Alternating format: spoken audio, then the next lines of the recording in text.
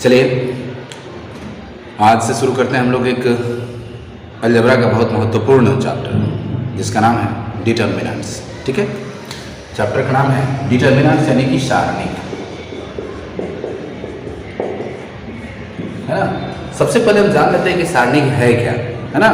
तो सारणिक की परिभाषा कुछ इस प्रकार है कि सारणिक एक विशिष्ट प्रकार का बीजीय व्यंजक होता है। सारणिक एक विशिष्ट प्रकार का बीजीय व्यंजक होता है जिसमें प्रयुक्त की गई राशियों अथवा अवयवों की संख्या वर्ग रहती है, जिसमें प्रयुक्त की गई राशियों अथवा अवयवों की संख्या वर्ग रहती है और इन राशियों को एक वर्गाकार विन्यास में लिख करके उसे अगल बगल ऊर्ध्वाधर सीधी रेखाएं खींच दी जाती है। जैसे कि मैंने बताया था मैट्रिक्स में कि दोहरे दंड के द्वारा छोटे कोष्ठक, मझले कोष्ठक या बड़े कोष्ठक के अंदर अवयवों को लिख करके हम सजाते हैं, बनाते हैं। तो इसमें क्या करना है कि सिर्फ और सिर्फ दोहरे दंड यानी कि अगल बगल दो प्रकार के विन्यास को खींच देते हैं। इसमें एक विशेष प्रकार की और टॉपिक दिया हुआ है कि n अवयवों वाले सारणी को n क्रम का सारणी कहते हैं। पूछा जाए कि n क्रम का सारणी किसे कहते हैं, तो हम कहेंगे कि n अवयव वाले सारणी को, है ना, n अवयव वाले सारणी को nवें क्रम का सारणी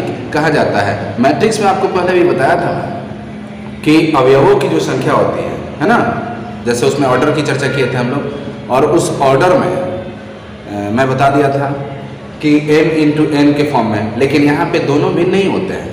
पहले भी बताया जा चुका है कि एक वर्गाकार विन्यास होता है। क्या होता है? एक वर्गाकार विन्यास होता है ना। और इसको हम लोग क्या करते हैं, determinants of A, determinants A delta, है ना, इस सब टाइप से, या इसके वैल्यू को हम कह सकते हैं कि मोड ऑफ ए।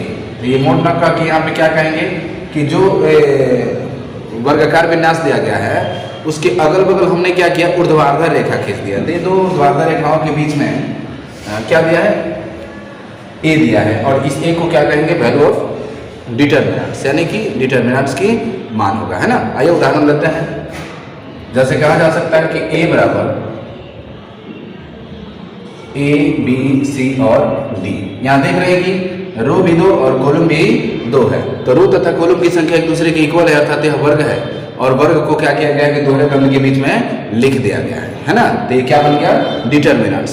सेम इसी तरह से दूसरे उदाहरण को देख लेते हैं। b इक्वल टू 1 2 3 4 5 6 7 8 9, है ना। ये क्या है, आपका डिटर्मिनेंट्स है ना। इसके मान निकालना है तो मान निकालने की विधि को हम एक एक करके समझा देंगे। ये इतना समझ रहे हैं, इसके बीच लिखे गए जो राशि दिए गए हैं इन सभी राशियों को हम क्या कहते हैं, अवयव, यानी कि एलिमेंट्स कहते हैं। तो सारणिकों का आविष्कार G.W. लाइवलिज ने किया था और 1693 ईस्वी में जापानी गणितज्ञ सेकी केवा ने लगभग ऐसा ही नियम का खोज किया हुआ था, है ना। उसके बाद आगे चल करके जी क्रेमर ने 1750 ईस्वी में सारणिकों की पुनः खोज की और अपने गवेषण को प्रकाशित किया था, यानी कि जो उन्होंने अनुसंधान किया, जो उन्होंने खोज किया था उसको प्रकाशित किया था। ध्यान रहे कि 1693 में जापानी गणितज्ञ सेकी कोवा और 1750 ईस्वी में जी क्रेमर ने, है ना, वर्तमान संकेतन पद्धति का आविष्कार ए केली ने 1841 ईस्वी में किया था और अनंत क्रम के सारणिकों का प्रयोग G.W. हिल ने किया है ना। तो एक एक करके काफ़ी अधिक महत्वपूर्ण टॉपिक है कि किसने कब इसको खोजा था, है ना, और किसका प्रभाव अधिक रहा और किसका प्रभाव अधिक नहीं रहा। इन सभी टॉपिकों को एक एक करके हम लोग देख लेंगे, ठीक है। आइए उससे पहले मैं बता दूं कि जो सारणिक होते हैं इसके गुणधर्म क्या है ना। तो सारणिक के गुणधर्म पूछा जा सकता है क्वेश्चन कि सारणी के गुणधर्म क्या है, हम कह देंगे कि सारणी के प्रमुख गुणधर्म निम्नलिखित है। एक एक करके मैं, आइए सारणिकों के गुणधर्म में पहला गुणधर्म की चर्चा करते हैं। पहला गुणधर्म की चर्चा करने से पहले मैं बता दूं कि अवयव में जैसे हम लोग पढ़े थे रो और कॉलम ए बी सी और डी, पहला रो दूसरा, पहला कॉलम और ये दूसरा कॉलम है। तो हम लोग इसका जब ट्रांसपोज ज्ञात कर रहे थे तो ट्रांसपोज ज्ञात करने में रो और कॉलम को क्या कर रहे थे, आपस में चेंज कर दे रहे थे, ठीक है। तो सेम यही चीज पहला गुणधर्म बताता है डिटर्मिनेंट्स हो गया ये, पहला गुणधर्म बताता है कि यदि किसी सारणी के सभी पंक्तियों तथा सभी स्तंभों को मेरा मतलब ये हुआ कि जो भी रो है वो रो और कॉलम है ना, कॉलम और रो को आपस में अगर बदल दिया जाए तो सारणिक के मान में कोई परिवर्तन नहीं होता है। जैसे सारणिक की वैल्यू को फाइंड करते हैं हम लोग, तो इसके मान में अलग अलग प्रकार से परिवर्तन देखने को मिलता है। लेकिन अगर रो को हम कॉलम बना देते हैं और कॉलम को रो बना देते हैं, यानी कि जो दिया गया उसका ट्रांसपोज ज्ञात कर देते हैं, ट्रांसपोज ज्ञात करने के बाद अगर उसका वैल्यू प्राप्त करते हैं तो उसके मान में किसी भी प्रकार से परिवर्तन नहीं होता है ना। अर्थात पहला क्या है कि यदि किसी सारणी के सभी पंक्तियों तथा स्तंभों को आपस में बदल दिया जाए तो सारणिकों के मान में कोई परिवर्तन नहीं होता है। अर्थात कहा जाता है कि रो को कॉलम और कॉलम को रो बना दें तो इसमें किसी प्रकार से परिवर्तन नहीं होता है ना। या मोड ऑफ ए बराबर मोड ऑफ ए डैश, यानी कि ट्रांसपोज है, ठीक है, इसके मान में किसी प्रकार से परिवर्तन नहीं होता है। आइए दूसरा को देखते हैं। यदि किसी सारणी की दो पंक्तियों या दो स्तंभों को आपस में बदल दिया जाए, दो पंक्ति मतलब ये हुआ कि दो ठो रो या दो ठो कॉलम आपस में बदल देता है तो उसके संख्यात्मक मान में किसी प्रकार से परिवर्तन नहीं रहता है, कोई परिवर्तन नहीं होता है।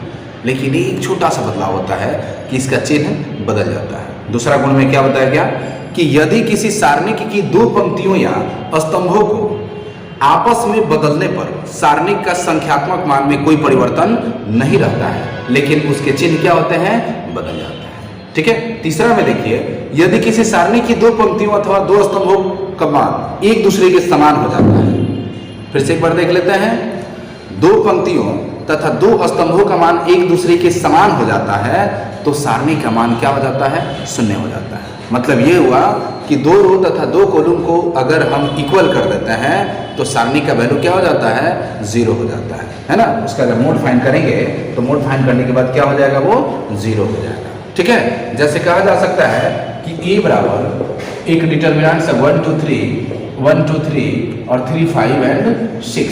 यहाँ पे हम देख रहे हैं कि पहला रो और दूसरा रो दोनों एक दूसरे की क्या है, बराबर है। जब दोनों एक दूसरे के बराबर है तो यहाँ पे क्या करेंगे, पहले रो में से दूसरे रो को घटा देंगे, पहले रो में से दूसरे रो को घटा देंगे तो पहला रो क्या हो जाएगा, 0 0 0, यानी कि पहले रो का प्रतीक अवयव 0 हो जाएगा। या दूसरे रो में से पहले रो को हम घटा देंगे तो दूसरे रो का प्रतीक अवयव क्या हो जाएगा, 0 हो जाएगा। ये भी मैं बताया था, या अभी जान लें कि किसी भी डिटर्मिनेंट्स का एक रो का प्रतीक अवयव, एक कॉलम का प्रतीक अवयव या एक रो या एक कॉलम का प्रतीक अवयव अगर शून्य हो जाता है तो डिटर्मिनेंट्स की वैल्यू क्या हो जाती है, शून्य। तो यहाँ पे पहला में से दूसरे को हम घटाएंगे तो ये तो 0 हो जाएगा, या दूसरे में से पहले को घटाएंगे तो ये सबके सब क्या हो जाएंगे, 0 हो जाएंगे। अर्थात जब हम इसका वैल्यू प्राप्त करेंगे तो क्या आ जाएगा, 0 आ जाएगा, ठीक है। आइए नेक्स्ट गुण यानी कि गुण नंबर 4 देखते हैं। यदि किसी सारणिक के किसी पंक्ति या स्तंभ के सभी अवयवों को, किसी सारणिक के किसी पंक्ति या स्तंभ के सभी अवयवों को किसी राशि से गुणा किया जाए तो सारणिक भी उसी राशि से गुणित हो जाता है ना। कोई भी पंक्ति है, मतलब कोई रो ले लेते हैं या कोई कॉलम ले लेते हैं और किसी एक रो या किसी एक कॉलम या प्रत्येक की बात मैं कहूँ कि अवयवों में किसी राशि से गुणा कर देता है, तो गुणा करने के बाद जो नया वाला अवयव प्राप्त होता है उसका मोड यानी कि उसका मान और पहले वाले का मान ये अंतर पाया जाता है कि जिस राशि से हमने गुणा किया है उसका गुणित हो जाता है ना। आइए उदाहरण के तौर पर मैं एक क्वेश्चन बनाता हूँ, यहाँ देख लेंगे। यदि a इक्वल टू दिया हुआ है a1 b1 c1 a2 b2 c2 और a3 b3 और c3, हम क्या कर रहे हैं कि पहले में m से मल्टीप्लाई कर रहे हैं, m a1 m b1 और m c1 है ना। m a1 m b1 और m c1 और बाकी को जो कितने छोड़ देता है a2 b2 c2 a3 b3 और c3।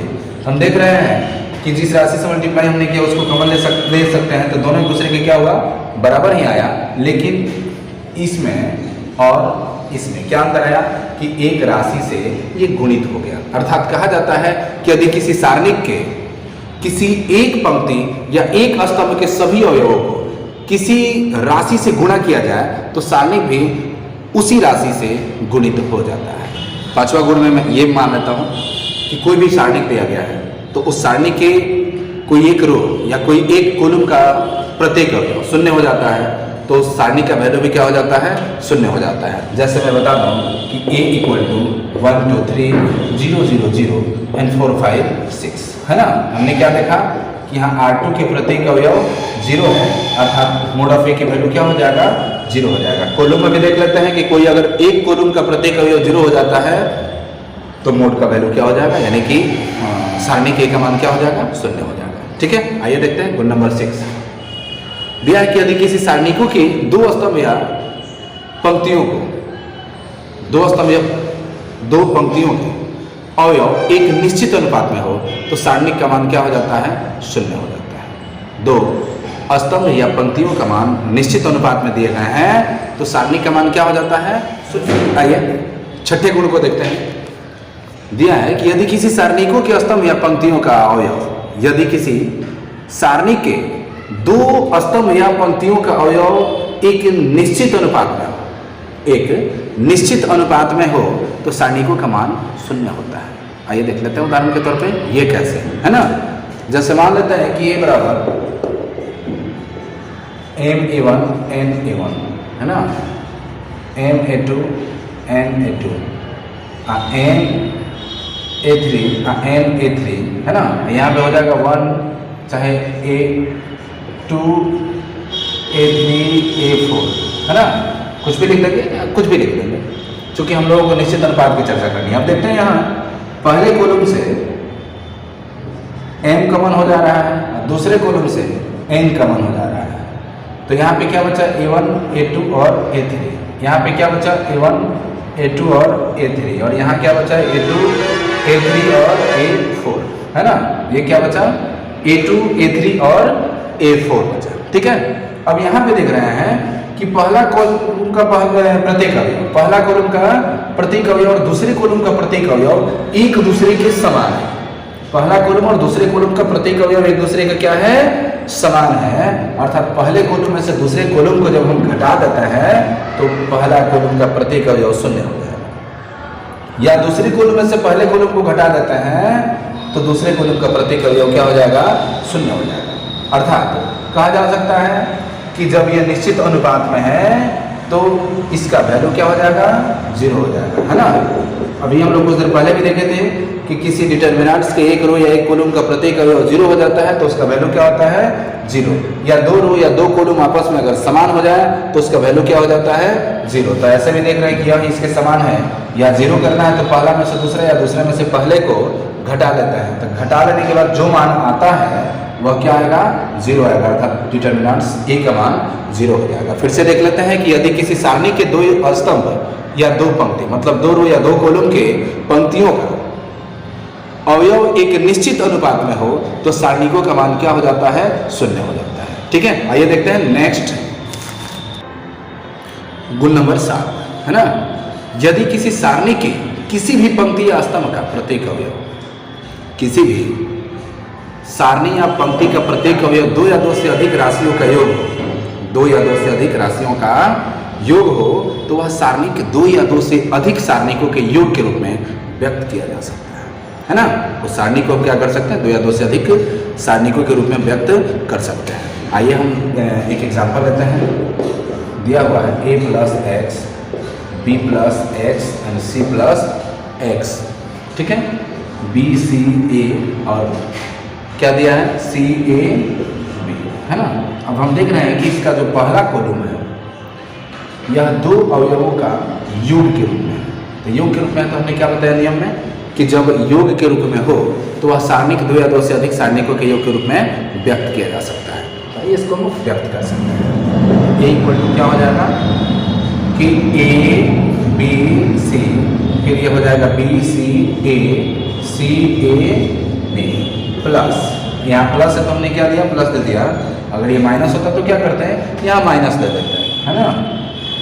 x x x B C A D, है ना। इस डिटर्मिनेंट्स के जो सॉल्व करने के रूल होता है उस रूल के अकॉर्डिंग इसको हम लोग सॉल्व कर सकते हैं, है ना। 8वीं में देखते हैं, यानी कि 8वीं अर्थात अंतिम मूल, यानी जो हम नोट्स बनाए उस नोट्स के अकॉर्डिंग अंतिम मूल है ये, है ना।